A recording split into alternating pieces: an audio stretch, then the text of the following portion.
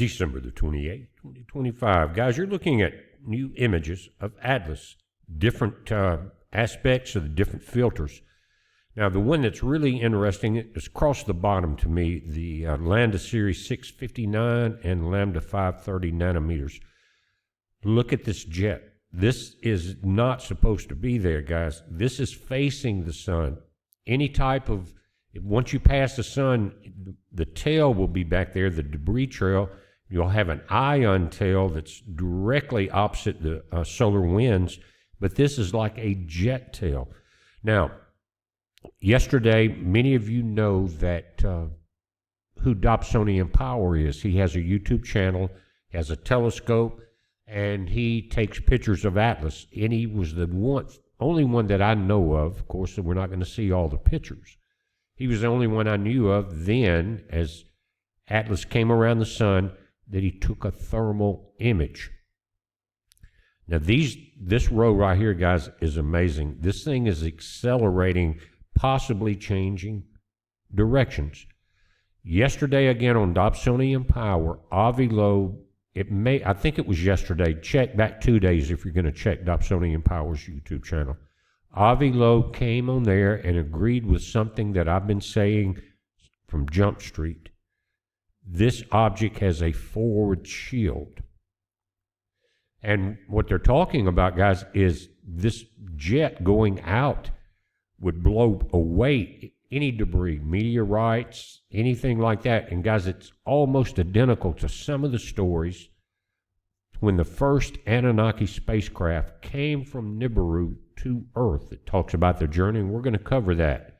It talks about the journey coming through the planets and what happened in the asteroid belts, things like that. Very interesting, very beautiful story.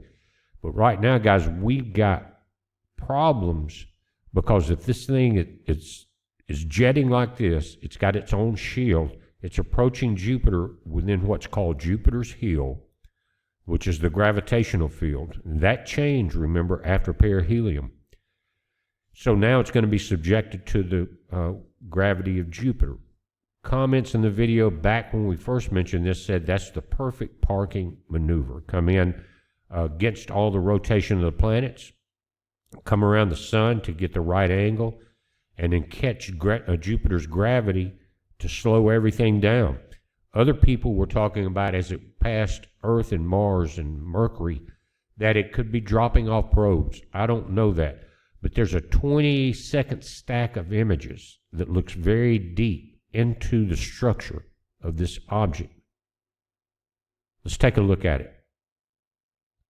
And this is almost unbelievable. And if you look at the warp in the circle, it's almost that would be occurring during a direction change. But look at the spokes here. 1, 2, 3, 4, 5, 6. This is 20 seconds of stacked images on top of each other. Check that out, guys. What is Atlas? Now, they're saying the core, the people that took these images and stacked them, this is the core of Atlas here. And we know that it's spinning from different people, from Ray's astrophotography to Dobsonian Power to others, that it's spinning and the jets are spinning and changing directions. Also that it has changed colors and speed. But anyway, look at that. What in the world is this object, guys?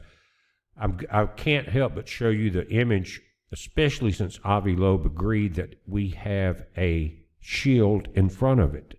Part of this structure here may be part of that shield, and that would keep debris, meteorites, things like that, away from whatever's inside it. And I still hold to the fact that what I'm seeing in my image is a fleet. But look at this. It's like Ezekiel's wheel, in a way. What is going on here? This is not a comet. It's not an asteroid. It's not Maua. None of that. This is something completely different at the 3,600-year cycle. Now let's go back to that first thermal image after it came around the sun. Look at the mechanics involved at the bottom. You've seen it many times, and I said from Jump Street, and thank you, Professor Avi Loeb, yesterday, that this was a forward shield, and it was being controlled by whatever type mothership or main section of this fleet is right here. Guys, you can see the mechanical components. Here's your forward shielding, and there are other objects. This one on the close-up looks like a space station. Got the different compartments sticking out back and forth.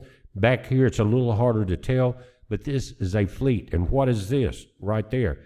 What you're looking at again is I blacked out everything, including the stars. A thermal image picks up heat and heat signatures. So as it came around the sun, this is what we saw. As I blacked out the stars and everything surrounding it, I started to crank it back up to where we could see, without bringing it high enough to see the stars, what was right here in the center of the thermal image. And again, I said that point, you've heard it ad nauseum, guys, that we have a forward shield. And when I heard Avi Loeb say it yesterday, it connected with the fact that I knew what I was talking about, and that he now is talking about it. Now, he has a picture of this image, so do many other people. Not one person out there in YouTube land or anywhere else has shown this image. Why? It's obvious that we have metal components in this very large section, what I would call a mothership, that has the power to not only pull the fleet with it, but to emit this shield. Now, if you don't believe Avi said that, go look at Dobsonian Power's YouTube videos for the last couple of days, and you'll see one with Avi's picture in it with him, and Avi will say that frontal blast has to be some type of shield. And here we are. Thank you, Avi. I told you guys that the scientists have went against me when I told them that the solar flares were causing earthquakes. Things like that. 2 or 3 different events have happened that were similar. Scientists went against what I was telling them, and they were proved wrong.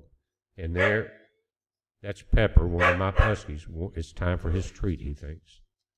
Anyway, they're my kids, so I'm going to have to go and make sure he's not starving to death with his big 70-pound butt. Anyway, it's very interesting to me. We're getting the new images. We're looking at the old images from almost the beginning of the real images, and here we go. Again, what is the image that looks like a wheel? Again, these are stacked, but so are most of the other ones. That way they can, you'll see the stars blurred, or the stars not blurred, but the image blurred, or vice versa. They have to stack them to get that.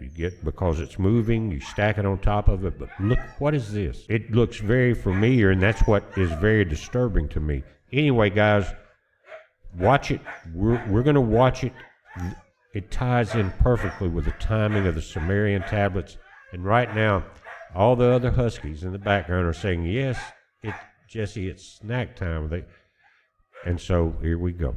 They do that about 3 times a day. And you'd be better off with a bunch of roosters if you didn't want to get woke up early in the morning. But again, I love each and every one of them. They're my kids. And again, this is a heads up. Thank you, Rocket. Be safe, guys.